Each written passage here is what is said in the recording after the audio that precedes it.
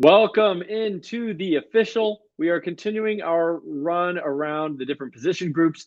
If you haven't looked at them already, go back and check out the quarterbacks episode and the running backs episode where we talk about Campus to Canton's top 10 2023 incoming freshman quarterbacks, running backs, and also, of course, give you some of those deep dive sleepers, 3 stars and below to keep your eye out on. Maybe last round picks in your fantasy draft, or if you're just following along because you enjoy recruiting, enjoy college football, keep an eye out for those guys as they hit campus in the spring and the fall, see if they're making early noise. But tonight, we're going to go into the receivers, which, of course, has become more and more of an important position group, both in fantasy and real life, as offenses move towards more passing and, 3 wide receiver sets, both in college and the NFL. You've seen a lot of first-round NFL wide receivers go in the last few drafts. And so we're going to try to tell you who we think is going to be major players, both in college and at the next level at wide receiver. This is the official.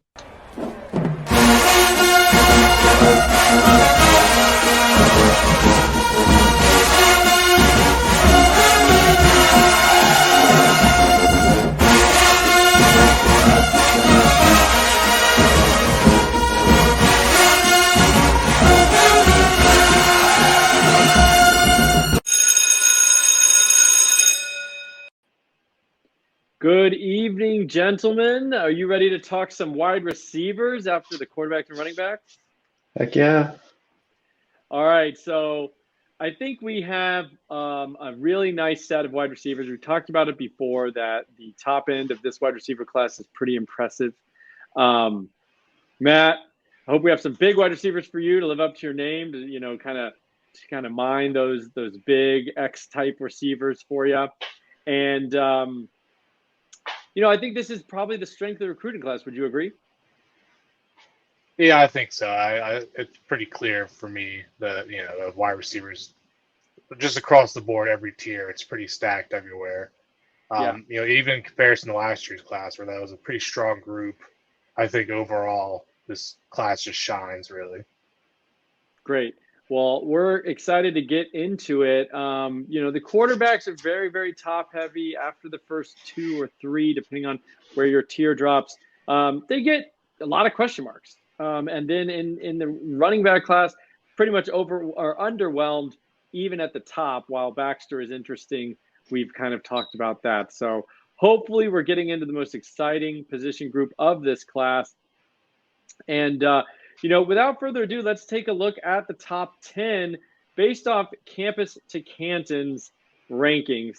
And we've got number 1, Zachariah Branch. I know I have him as my personal number 1. I know, Matt, you have him as your personal number 1. David, is he your number 1 as well in terms of your film grades? I have him second behind Dickey. Okay. Yeah, Dickey's interesting. We'll get to him. So, consensus number 1, but obviously David veering a little bit off the path there. But Matt, I could talk all day about Branch. You've talked a lot about Branch on other shows, but give me 2 sentences why he's so special. Yeah, he's just such a straightforward evaluation. He is extremely explosive, a very refined player with great hands. You can really just see his fit at the next level and how he's going to dominate just by getting open with ease and being explosive after the catch. Yes, and I've heard you comp him to kind of like a Waddle clone. I kind of think that's true, and obviously that's very, very exciting. So that's Branch, and then we have Johntay Cook at number 2. He is my number 2 as well. I pretty much have Branch and Cook personally in a tier of their own. Matt and David, is he sitting as number 2 for you, or is this consensus being overweighed by other people in our group? He is my 2, but it sounds like he's not David's. I have Cook at 3. He's in my tier 1. I'm pretty sure I think everyone here has him in tier 1. Gotcha. So you're just a little off the same wavelength that we are. When I see Johntay Cook, and we got a little clip here for him. David, you obviously like him. You have his number 3. Why don't you talk about what we're seeing here with Johntay Cook and what makes you excited for the next level as he goes to Texas? Pretty much, he's probably the most polished player, I would say, like route running wise. Like he's right there with Branch. He's got some verticality. You can kind of move him all around the formation. He actually has pretty good length too. So some people might be concerned with his size, but you can see he can high point the ball right there. He does have a 6'4" wingspan, even though he's only 5'11". So that helps him in contested situations. Just super productive. He's played a really good competition in Texas. Like, he's going to come in battle tested. He should be able to contribute from day one. Awesome. Yeah, couldn't said it too much better myself. Then we have Makai Lemon, who is technically listed as an athlete, I believe, on 24/7, but looks like he's going to play receiver for USC. He plays he plays a pretty mean defensive back. And actually, some of his highlights are really impressive there in terms of how he can start and stop, going from a back pedal to then forward and make tackles, and really seems to have a ton of body control to me. I think that usually is going to lend itself to be a very good route runner. But I'm not sure I see the excitement, electricity that you see in Branch and Cook with Lemon. I think he's a little bit more a straightforward guy who's going to get the job done and probably be very effective, but there is a little bit of a limit in the overall ceiling that I see in Lemon. Would you guys agree with that? That's my assessment too. Go ahead. Yeah, I was going to say, I think that's fair, but I think his floor is so high that I can't really knock him too much for it. Especially in this, so, we've got Branch and Lemon here, two of the top three. You notice the logo, they're both going to USC. We have the number one quarterback, remember from the quarterback episode, Mackline Nelson going to USC. Pretty exciting times if you're a Trojan fan as to what that offense is going to look like in the next few years. That's pretty phenomenal. Let's kick it straight to you, David, then for Jurion Dickey, currently headed to Oregon, although there has been some light message board buzz that he may not be totally solid to Oregon. So we'll see where he winds up. But he's your number one. What do you like about him? I have to say I'm very impressed with him too. I just didn't quite get him all the way to number one. Yeah, I think it just comes the differentiation for me is just like trying to squeeze out all the upside from a player like at the NFL level. I usually side towards bigger players when it comes to that. I think Branch is going to obviously be a stud. Branch is like he was verified 165. We can talk about size. Does it matter? How much does it matter? I feel like it still kind of matters for upside. And Dickey, he's like 6'2.5", 210 pounds. He's so powerful. He's so explosive. He's got good ball skills. And honestly, like, I was surprised. He's actually he's pretty polished. And I was going through a lot of his one-on-one camp stuff, and like he struggled with like balance and stuff as a junior, but I feel like he's cleaned that up a lot. And so like his balance as a route runner, and his tackle breaking is I just think the ceiling might be slightly higher, but I love them both. So yeah, he's super exciting, and I'd have to go back and look at my individual numbers. I think he's my 3 or 4 personally, but I wonder where I can't always remember exactly what criteria I was high or low on. So I'd be interested to go back. And now that senior tape is out from all these guys, they just wrapped up their senior seasons. We're going to be doing some final evals. I think getting some bumps. One guy we'll talk about later recently got a bump as I looked at him again headed into this discussion. Brandon Innes then comes in at wide receiver 5 for us, going to the wide receiver factory that is Ohio State.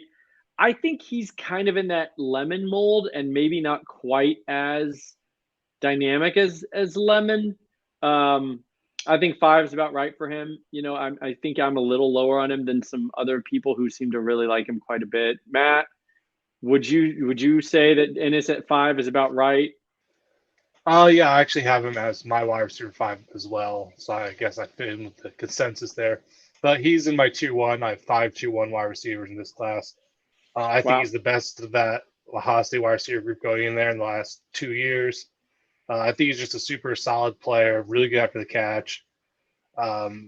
He's already a really well-built, pretty refined player. He's been such a big name for a little while now. He's huge in the camp circuits. So I feel like he's just, the can't miss of the Ohio State wide receiver bunch. That's how it feels currently, at least. Cool. Yeah, I mean, it's if anything, it's worthwhile betting on Brian Hartline's developing. I mean, I guess he's going to get a promotion at some point, and leave Ohio State. But right now, as it stands, you bet on Brian Hartline. That's a pretty good bet to make. So we move on to the second half of the top 10 here. Jaden Greathouse, who I really like. I mean, I've backed off my initial grade. At one point, I think I had him as my wide receiver 3. He's still going to Notre Dame, I believe. At least has not decommitted. Is that right, David? Still locked in? Yeah, I don't know. There was rumors he was going to visit Oklahoma. I don't know if that's true, but as of now, it sounds like he's relatively solid with Notre Dame. All right, we'll leave it at that then. So I really like him. I see an excellent route runner. To me, I think he was one of the most polished, crisp, diverse route runners. Sometimes you see guys and they'll do they'll have a bunch of posts and goes and maybe one 10-yard out on their entire highlight film. He's got tons of short, intermediate, and longer routes. He's very crisp. He's putting double moves. I'm not even talking like double moves like, up, in, and go, but I'm talking like, a little, 7-yard kind of curl fake and then go back outside and catch one on the sideline. So seems to me like he's a pretty complicated route runner, which is interesting to me. And I'll throw it to you, David, since, he's going to a team you follow closely, Notre Dame. Do you have anything to add? Do you think that's about right for Greathouse? Yeah, that's about right. And the depth chart at Notre Dame is really weak at wide receiver. He should definitely come in right away and contribute. And if he doesn't, we got a problem. Yeah. Maybe our eval's wrong. He's like I don't know. Yeah, he's awesome. He's an awesome route runner and he's got good size and all that. The speed is like the only knock on him, really. I think we have him I think in the 19s miles per hour, like 19.8, maybe 20, somewhere around there. Yeah, that's a little low. Yeah, it's really hard to comp him. Like I was kind of racking my brain a lot, and he's kind of like maybe like a Juju Smith, like when you try to think forward to like the NFL, but he's already like Juju's size as he was at the combine. I think Juju is like 6'1.5", 215, and that's kind of what Greathouse already is. I would say you don't have to get any bigger. I don't know. Some people have him listed at 220. Like even try to maybe cut a little fat and play at 215, maybe get a little more speed. But we're nitpicking. He's a good player. I don't want to go too in depth on that. Yeah. I know. I think that's about right. Maybe he turns into like a Claypool, although Claypool was very, athletic with, I think, ran a very fast 40 time. So that's what we think Greathouse maybe doesn't have. All right, Noah Rogers. I'm going to throw this to big wide receiver guy because I know that it's like Dave and I have talked about Noah Rogers being very difficult for us to lay off some of those highlights. I know you've watched Noah Rogers and mentioned it before on the official in other shows. And what is showing up for Noah Rogers makes you nervous. And I bet you don't even have him in your top 10, even though he's winding up here for us at number 7. Yeah, I don't know. I feel like I'm kind of ragging on him. I feel like I'm talking about him every other week now. But no, he's not in my top 10. I believe he's my wide receiver 16 last I checked. I just think there's a lot of questions to his game. He's kind of a one-trick pony, meaning he's pretty much only a deep guy, and I don't think he his athletic testing is going to really match up with that play style he currently has. And he's a really raw player. And I think out of all the Ohio State receivers they're getting in this class, his projection is the hardest, to be at Ohio State. He's not the typical type of wide receiver they go after. He's not overly refined. He's kind of a one-trick pony with, what he does, the way he plays. And, it's just worrisome to me. And I think that, it's enough question marks for me to, kind of give him a big drop-off here.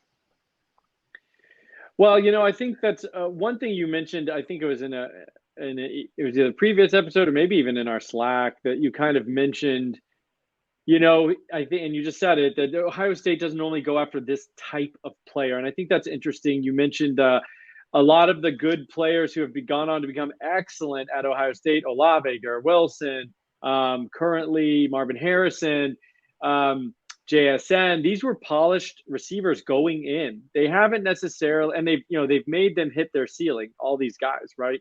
But that you elaborated and said the raw athlete, such as a Julian Fleming that they've taken, has not necessarily really hit his ceiling.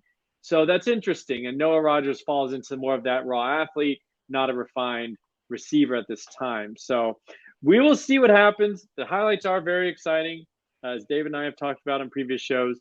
But let's move to a guy that I think we can all agree has an incredible ceiling, and we're very excited to watch, and that's Malik Benson. We've included him in our, pretty much the only JUCO guy that we're going to include in our routine discussion of this class, because he's going to Alabama, because the tape really, removes any doubt that he's a primetime player and not just like a gap or a roster filler as a JUCO transfer. So, looking at him here, this is for, I think, Hutchinson Community College, and I don't know if this was this current year or the first year. It's a junior, or it's first year. I'm sorry, the first year, yeah. So I mean, you can tell here, like, he's not just fast, but he's like extremely fast. Like, both of these runs here, by the end of it, he's just pulling away. I mean, there's nobody who can even really get close. Like, he was even with that guy 20 yards ago, and he finishes about 5 yards ahead. Showing here a little bit of movement off the line, good footwork, and then a little yak ability. Like, he's not going down. A little spin move there.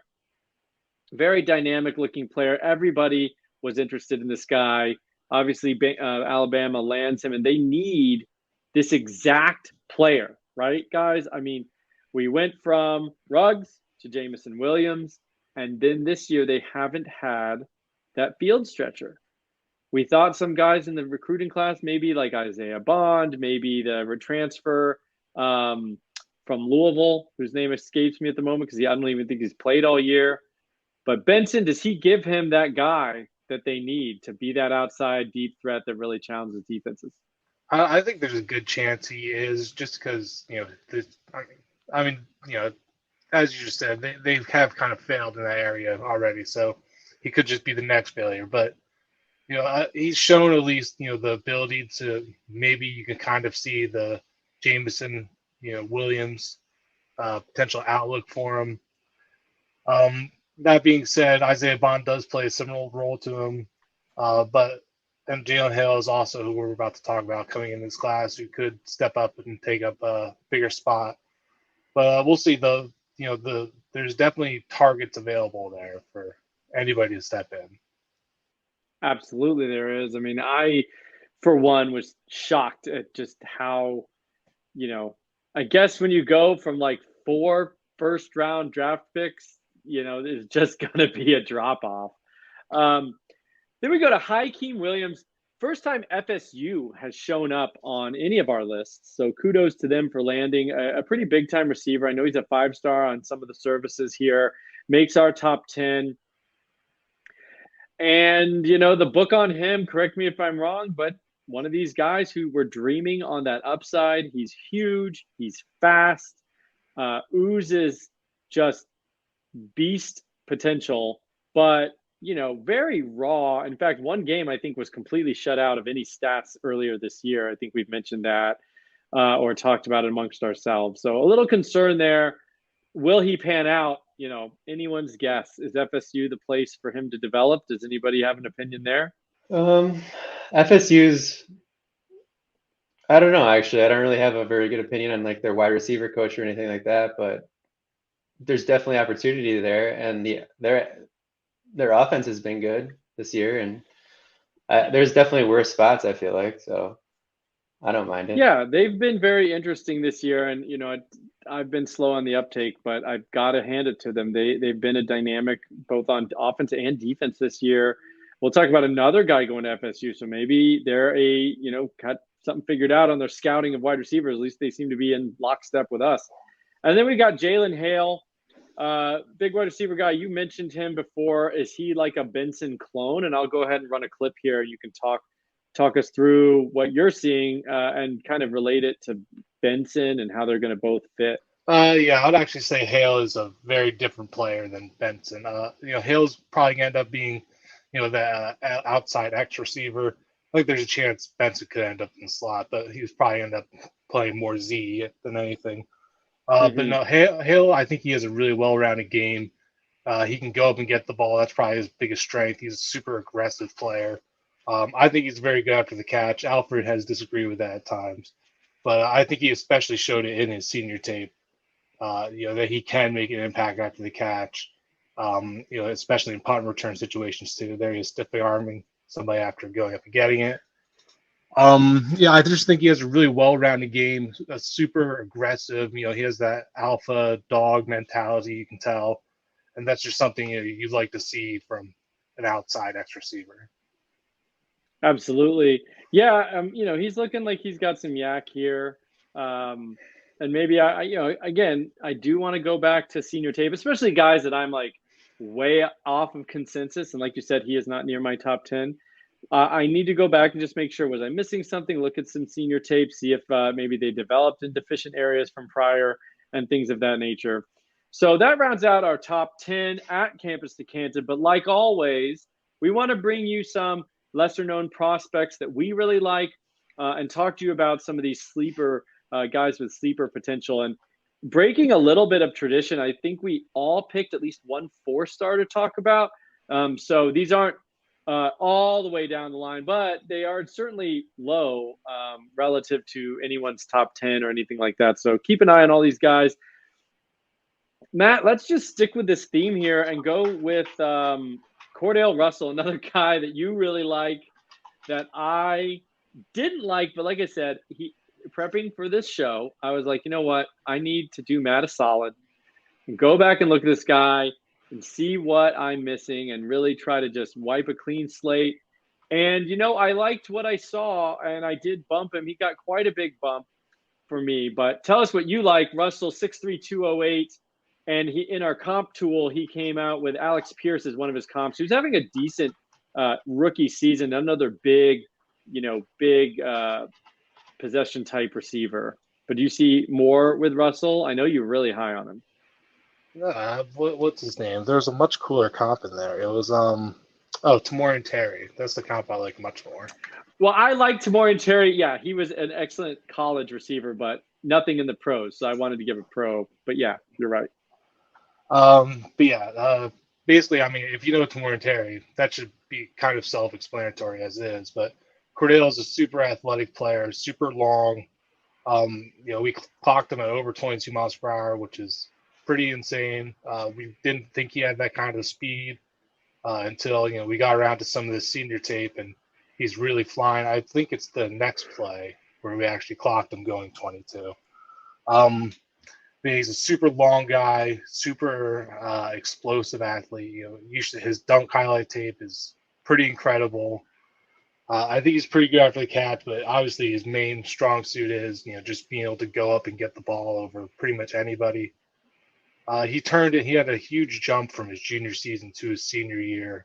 He kind of, I only think he was the leading receiver on his team his junior year, and then this season he exploded with a huge 1,000-yard year, and he's really, really looked like a much better player, especially much more refined player, as he looked pretty raw last year. Yeah, and you can see there, and there's more if you watch this entire tape, like very long. I mean, I don't know if we have a wingspan on him, but he's 6'3". I would imagine he might have a 6'7", 6'8" wingspan because when he jumps up with those arms, like he really does tower over virtually anybody.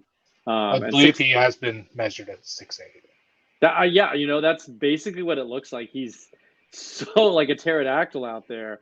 So, very interesting player. And like you said, I do think there was a pretty significant jump either in athleticism or, growth or something or all of the above heading into senior year.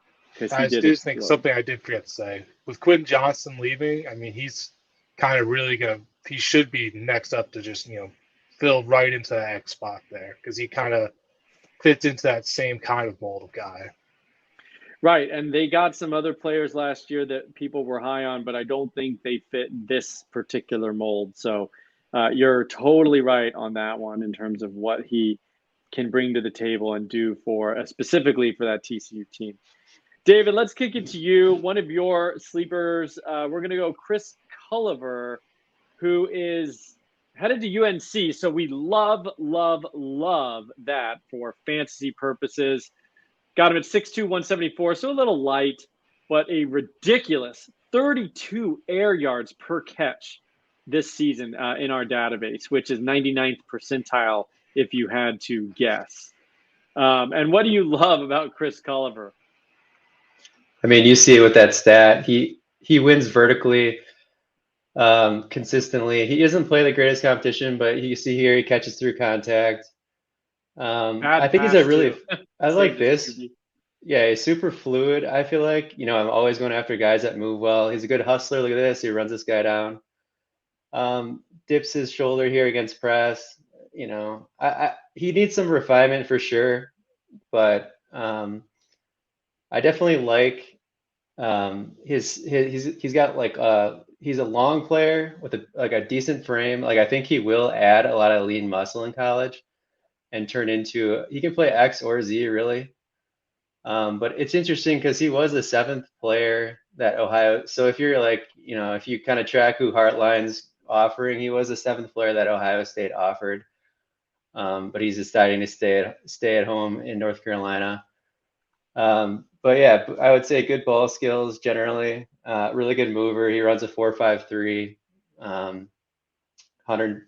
Like he's got a 10-foot broad jump, so he's got good athleticism as well. Yeah, I like what he's put on tape as well. And like you said, 6'2" frame, 174, but I would imagine that could get to over 190. He does seem to be able to sometimes you can just tell guys who can seem to carry more weight versus just real skinny with no real chance of adding a whole lot. So Culver, very interesting guy. I agree with that pick. I'm going to move down to Joshua Manning here. Speaking of a guy who probably doesn't need to put on a ton of weight, 6'3", 190, but he looks bigger than that, to be honest with you. He is an absolute man among boys in his small-ish, Missouri high school competition. Our comparison tool gives him a Michael Thomas comp as I think his second most closest comparison. I don't hate it. I think I asked Matt earlier, if he has had an MPH in our database, and I think you said 20.1 or 21.7, which isn't great. I mean, anything over 20 is okay, but it's not super special. But what I like about him is his movement skills. And you can see a little bit here, but he's also 6'3", and he will go up and get it just like Cordell Russell can in a similar fashion. And then you won't see it in this clip. It's kind of happens a little bit later in his highlights, but he's got some nuance for a bigger guy as well, and will run some little outs. He'll run some curls, some different things like that. But of course, he's going to get a jump ball and come down with it, with a guy pretty much just draped on him, of course. And you'd expect that from a guy of his size playing his competition. But then here you see a screen, and he just blows through everybody. I mean, pretty good burst there. And then he's just pulling away from the rest of that defense there. And at that size, he kind of just shows me a little of everything, which I really like. There's Luther Burden, of course, at Missouri, but I think he's really interesting. And in the transfer era, we never know if these guys will find themselves on a better offense. So I think landing spot, while it's worth talking about when it's good, when it's bad, it's not the end of the world because they can just have a free pass to go anywhere else. So he's pretty low. He's a 4-star, but he's pretty low. And I just think he shows a lot more than he's getting credit for. So let's see, Matt, then we're going to go to a true sleeper guy. Honestly, I had not heard of until you mentioned his name. Vendravius Jacobs headed to FSU. So another FSU wide receiver. You got to like that for the Seminoles. 6', 170, and a pretty eyebrow-raising Devonta Smith comp. Tell us a little more about what you see with this guy. Yeah, Jacobs has been probably one of the biggest risers from this season. It's between him and Cordell Russell, two guys I'm super high on. And most of the services other than on 3 are still pretty low on both of them. With Jacobs, he's just a super well-rounded player. He led Florida in receiving touchdowns this year. He was number 2 in receptions and receiving yards. As you can see there, he can go up and get it. He's got tons of straight line speed. He moves great laterally. He's a pretty refined player too. He's going to be able to get open and separate at the next level. He's good after the catch. When you go down the list of things, I don't see that many weak points to his game. The big thing I would say currently is his build, his comp, being Devonta Smith. But as a senior in high school right now, he is the same size as Devonta Smith, or at least that's what he's listed at. Yeah, he's listed as the same. I think even bigger than Smith was at the combine. So there's hope for him there. Yeah, so I'm not overly concerned about it.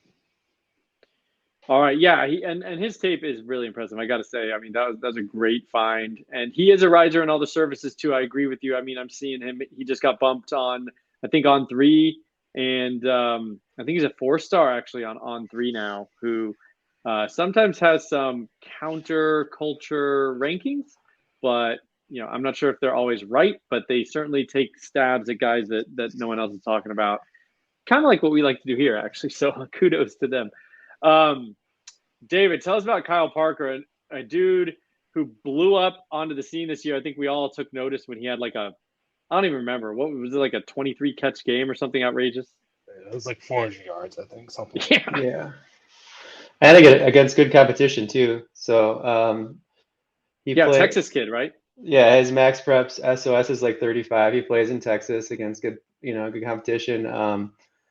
Just kind of like Jacobs, he's just like a really well-rounded. He's a space creator. You can see that. He's good against zone, good against man. He works with Margin Hooks, who's like this, really well-respected private wide receiver coach, and it translates to the field. I feel like he's a really good YAC player. You can see here, good spatial awareness in general, and I wasn't sure how much I would like. I wasn't sure what to think about it at first, but he actually is more traitsy than I originally thought. Like he actually does have pretty good speed. So I was thinking he was only going to be a slot guy, but I actually think he could play Z too. You see right there that last guy he burned was the consensus quarterback 5 in the class, Malik Muhammad. And I wanted to point out that last play because a lot of people will be like, "Oh my God, he got run down there." Like he hit 21 miles per hour there, and he hit 20.5 and was sustaining 20.5 for like 30 yards. The guy that ran him down was Samuel Omosigo. Anyways, he's a linebacker going to Oklahoma. Recruiting Analytics gave him a 97.5 athlete score. So, I mean, the guy that ran him down is an absolute freak. So it's like, I think people that watch will be like, "Oh, he got run down. He's not that fast." But I got him hitting 21. So I think there's a little more versatility than I was originally thinking. And he's like wide receiver 63 in the class. I feel like that's a little too low. Yeah. I think that's a great point about competition, especially if you're watching guys in Texas, big level Texas football. You really never know who's on that defensive side of the ball. If you're watching Josh Manning earlier, kind of smaller school Missouri football, I think you can assume you don't want to see him get run down. But if you're watching, just keep in mind, if you're watching Texas or Florida or Georgia or California, there could be a 4 or 5-star guy who catches your player that you're watching. So it doesn't always mean that they're, deficient. And then moving on to my deep shot here is Kaden Lee, another slider frame guy, 5'10", 172. 47% receiving market share this year. I think his team has scored 18 or 20 touchdowns through the air, and he's caught 13 of them or something like that. And 1,000-yard season back to back, which in high school is actually pretty impressive because most teams have poor quarterback play, and 50% of that the team's offense went to him, which was 1,000 yards for Kaden Lee. He's definitely a slider frame guy. I mean, you can see it on tape. He definitely looks skinny, but he's very good at separation. And I will say, I think the thing that leads him off being, maybe an elite player in this class is like overall long speed. And he looks fine, but when you watch some of his tape, you see a lacking of like a really top gear to just blow people away, which in college is obviously going to be even more important. But here we have him fighting through contact after a little stutter step, and then catching the ball, bouncing off some tacklers, and then plenty of juice to get to the end zone. But there's plenty of other little double moves and things that he does. He can be very sudden, and I think that's going to translate into being a pretty good route runner. And right now, I think his number one projection, he's the only guy uncommitted on this list that we talked about today. I think his current projection is Ole Miss, which would be pretty exciting because we know that's a pretty good offense and a good offensive mind at the helm, at least until the Auburn game, which we'll find out what happens after the Egg Bowl and this next weekend here. David, another congratulations here. I think it was today, Kenny Minchie said he's committing to Notre Dame. I know that's your team, so I wanted to call it out here. We've been following Minchie a while. We talked about him 2 episodes ago when he was still committed to Pitt, and now he's going to the Irish. Excited about that? I'm excited. I feel bad for Austin, big Pitt fan. We kind of stole him, but it's a good Dante Moore consolation prize. He's kind of Dante Moore light, so like I'll take like 85-90% of him. So yeah, it's definitely we had to get a quarterback, so that's big for us. Yeah, I think he's a good player. He's been a senior riser for me in particular. So, well, that does it for the wide receivers. Thanks, guys, and tune in next week. We will be back yet again for tight ends. Tight ends, yes, a whole show on tight ends, and there are some pretty exciting ones actually. Happy Thanksgiving, everybody. Enjoy this, hopefully on your travels to see some family. I hope you two both have a lovely Thanksgiving and eat some delicious sides. I'm a big sides guy. Turkey's whatever. But, enjoy some of those nice dishes, and we'll see you next Tuesday. This has been The Official.